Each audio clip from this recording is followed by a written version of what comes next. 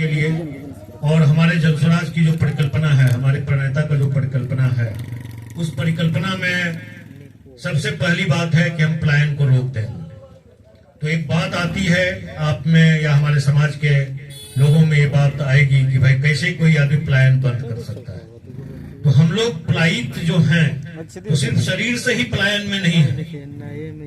आप पलायन के अर्थ को समझिए। जिस समय कोविड-19 आया था तो 5 लाख लोग साइकिल के जरिए, बस के जरिए, पैदल अपने स्टेट के बॉर्डर पे पहुंचा था और यही निरंकुश सरकार हमारे उस नागरिक को क्वारंटाइन कर दिया था बॉर्डर पे और वो 14 दिन तक औसे विभीषिका की स्थिति में अपने परिवार से दूर रहा था।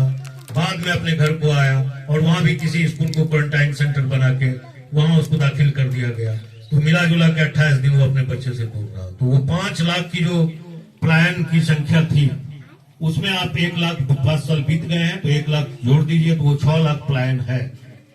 इसी पलायन को हम लोग पलायन कहते हैं। जैसे मैं नौकरी करता था, कलकत्ता में था, सिक्किम में था या अन्य स्टेट में जाके मैंने काम किया, वो पलायन नहीं है। पलायन वो है जो मजबूरी में अपने घर को छोड़ के बाहर अपने 2 जून के रोटी को कमाने के लिए गया है, वो पलायन है।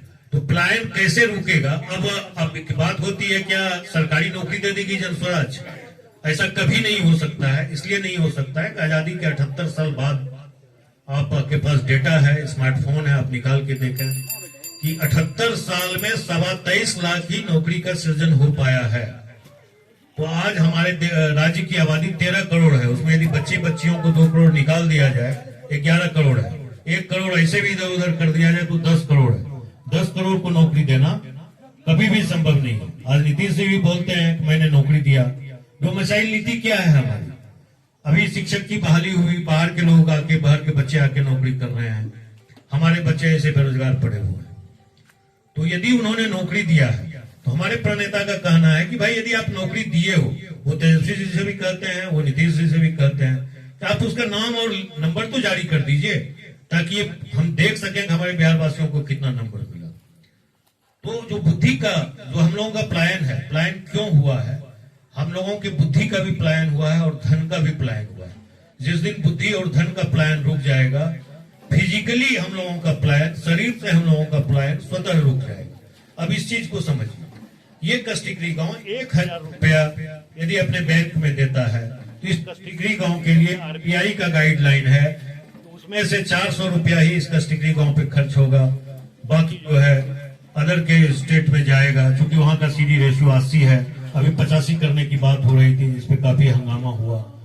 तो जब पैसा हमारे समाज में आ जाएगा तो हमारे जो बच्चे हैं, हमारे जो साथी हैं, वो विभिन्न तरह के बिजनेस। अब देखिए, 0 से 15 साल के बच्चे के लिए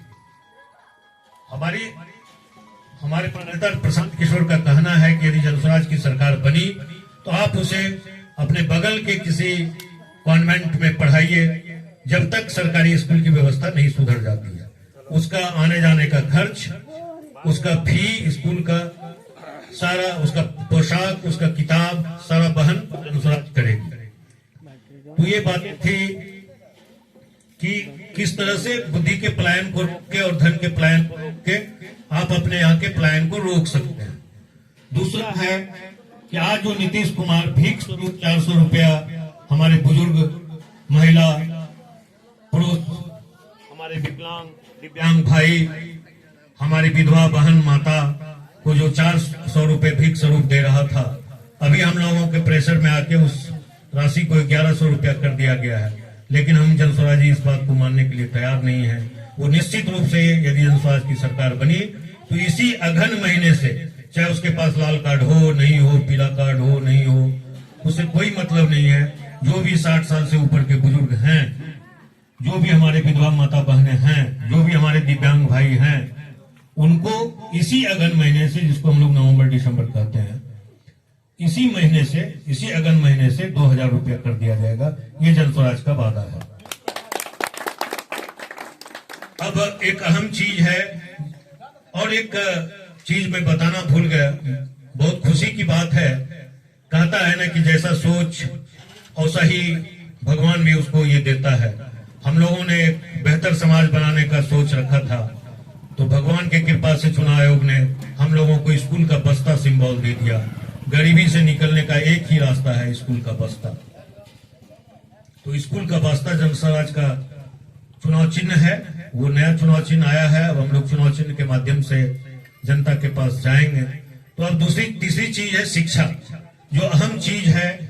और हमारे जनसुराज का परिकल्पना है कि हर साल बिहार के प्रत्येक प्रखंड में एक स्कूल कम से कम नेतरहाट के तर्ज पे बने।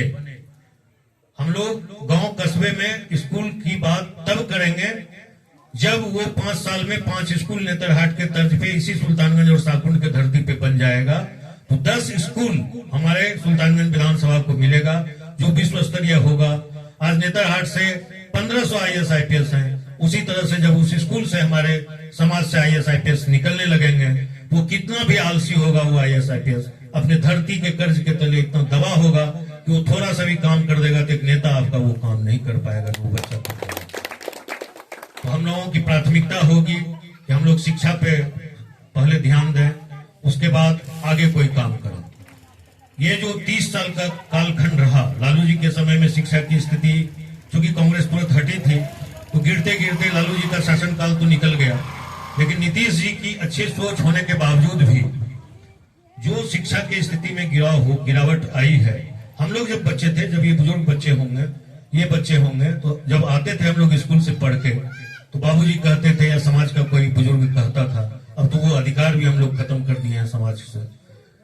वो पूछता था कि बेटा 7वां का पहाड़ा सुना तू, और हम लोग फराटे 7वां का पहाड़ा सुनाते थे, तो वो पीठ ठोकता था। तो उस समय इतना चॉकलेट वगैरह का व्यवस्था नहीं था, तो कुछ यदि गांव का फल है, कुछ है, हम लोगों के समय वो फरसा फुटका ये सब होता था, तो वो दिया जाता था और हम लोग खा के मगन हो जाते थे और जाके अपने माँ से कहते थे कि फलना चाचा पकड़े थे, पूछा। और अब की स्थिति क्या है, अब टेबुल आ गया। उस टेबुल के बारे में भी यदि किसी बच्चे से कहिए कि तुम 6 का टेबुल पढ़ दो, तो 5 बार वो जा करेगा और अंतिम में 9 में जाके भूल ही जाएगा 6 9 जा कितना होता है।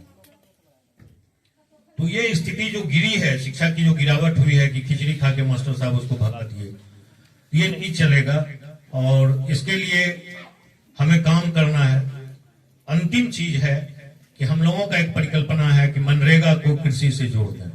इससे क्या होगा कि 200 दिन के मजदूरों की रोजगार की गारंटी हो जाएगी और किसानों को उसका मजदूर मिल जाएगा। और ये जो 5 चीजें हैं, ये समाज का रीढ़ है। आप लोग इस पर अध्ययन कीजिए।